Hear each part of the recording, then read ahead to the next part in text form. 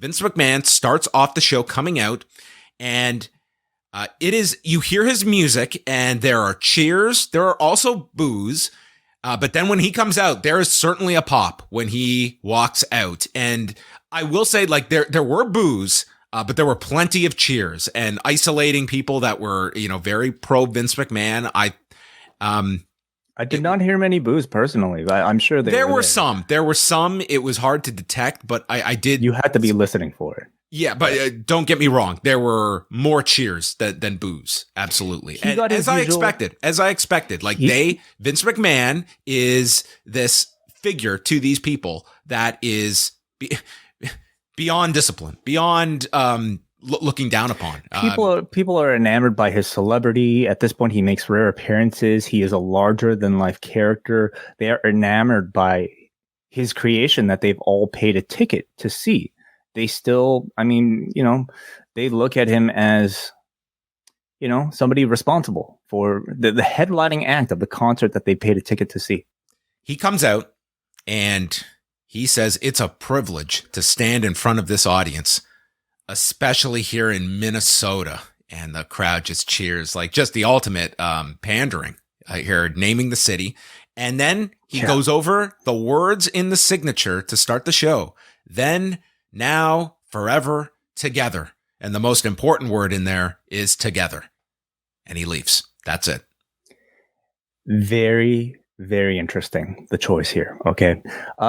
So a lot of cheers, we should say, at least audibly to the presentation, camera shots of people clapping. Yep. So now this was designed to babyface Vince McMahon, and I think everyone understood the whole role of being on this show was to babyface Vince McMahon. But he put over the hometown, right? The great people here in Minnesota. I mean, they were sparing no expense.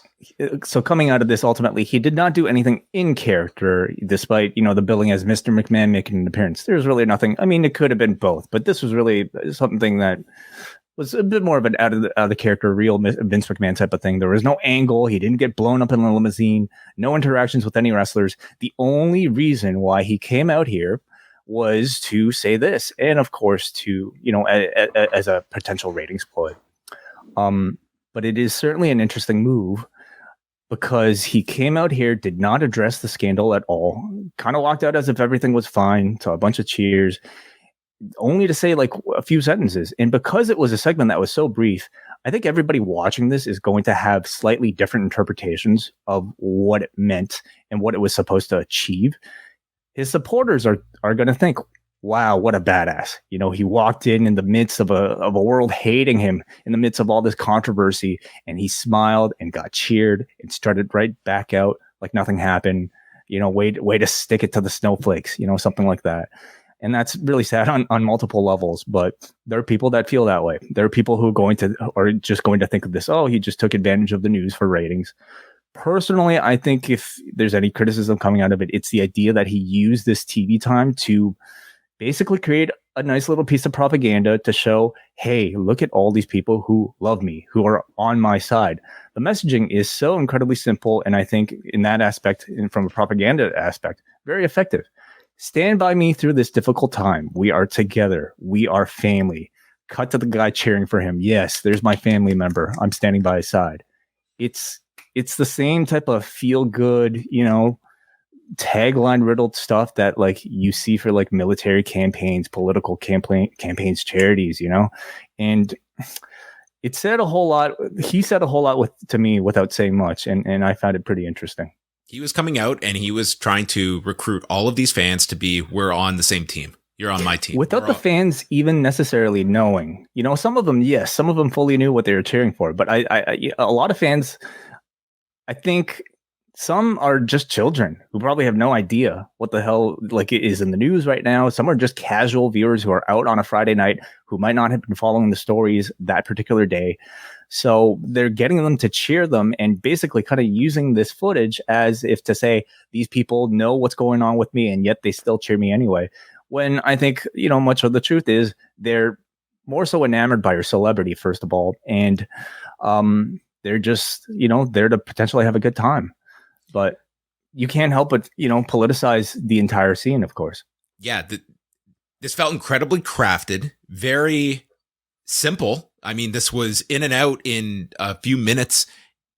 And what more, like in the past, we have seen Vince McMahon very much try to, when there is something, it is position himself as the underdog and some greater entity is out to get me.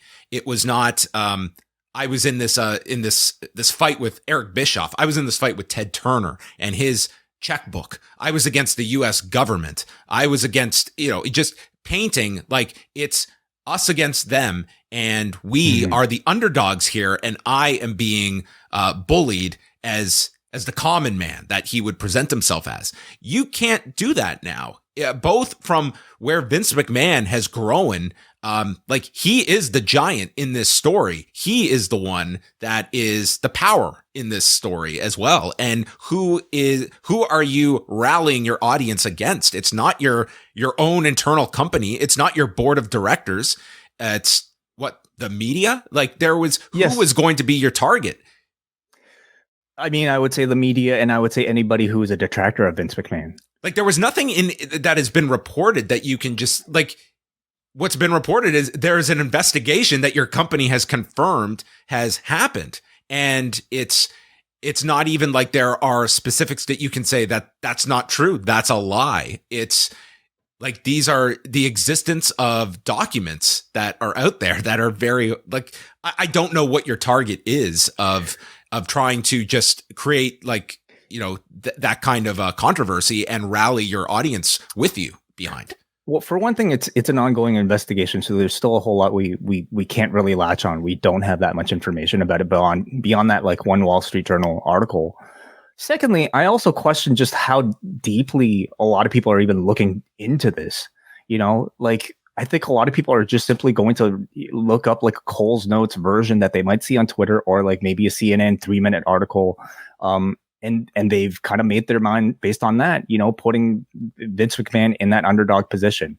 They're hearing this could be a different story a week from now. Look at where Jeff Hardy is today versus Monday. That happened on Monday, and we're talking Friday, and that is multiple news days ago. And where it's the heat is on now. A week from now, we may be talking about this, and this has nowhere near the attention, and it's just quietly going to go away. This investigation ends, and we slowly move Vince McMahon right back into his position, and it's business as usual. That could be an outcome that should not be stunning if that is how things go.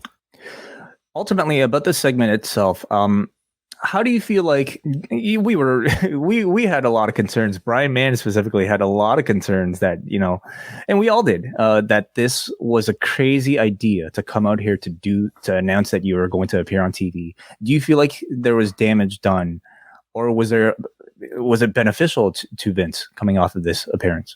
I don't know if it was either. I did not see how this segment could go where you're trying to move this news story as far away from the headlines as possible. And by going on television, you're giving this news cycle an extra kick in the backside to continue. No, he didn't provide much news, though. Well, that's what they did. I mean, they did maneuver around it. This is not... I mean, you and I are spending all this time dissecting this segment, but does this segment alone generate a big news cycle on going into the weekend on top of it? No, it doesn't. There wasn't news coming out of this other than the lack thereof. I don't necessarily see Jake Tapper talking about Vince McMahon spoke to addressed the Minnesota crowd and was very grateful to the Minnesota crowd, giving them a hometown babyface pop.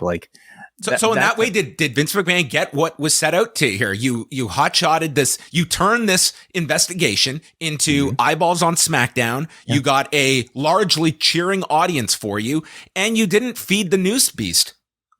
I mean, we are doing this right after SmackDown and Rampage, so we don't exactly know what the news cycle is yet. But if that is the case, I don't necessarily see CNN paying much attention to a 5-sentence promo from Vince McMahon.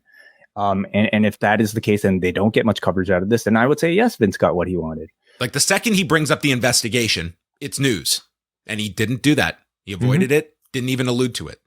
No, like I said, I feel like he said just enough to get value out of this segment without rocking the boat any more than it already has been rocked. Do you think this is the last we see of Vince McMahon for the foreseeable future?